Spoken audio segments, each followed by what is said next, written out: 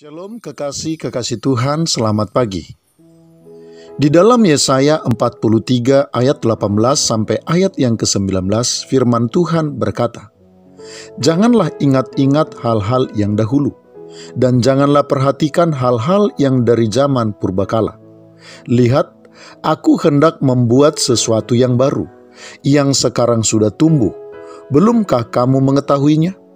Ya, aku hendak membuat jalan di padang gurun dan sungai-sungai di padang belantara."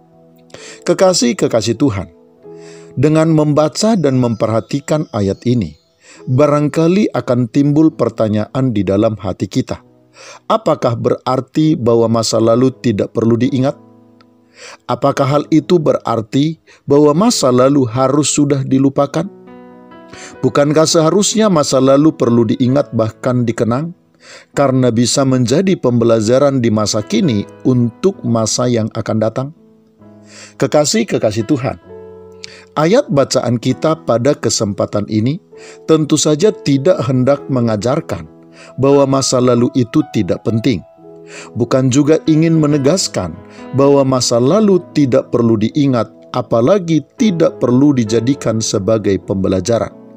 Tetapi ayat bacaan kita pagi ini hendak mengingatkan kita untuk menjadikan masa lalu sebagai pembelajaran, bukan sebagai dasar dan landasan untuk langkah hari ini dan langkah untuk masa yang akan datang.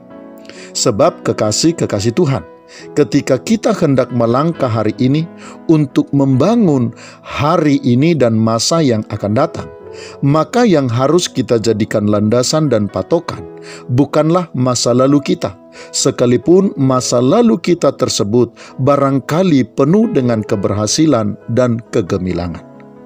Yang seharusnya kita jadikan sebagai patokan dan landasan bagi kita untuk membangun hari ini dan masa yang akan datang adalah iman yang tumbuh di dalam hati kita.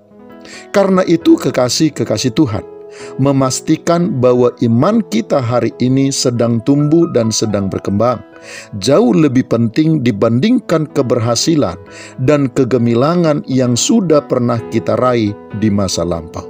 Sebab iman yang bisa kita tumbuhkan dan kita kembangkan hari ini, kekasih-kekasih Tuhan, jauh lebih penting nilainya daripada pengalaman gemilang di masa yang lalu. Selamat pagi, Tuhan Yesus memberkati. Shalom.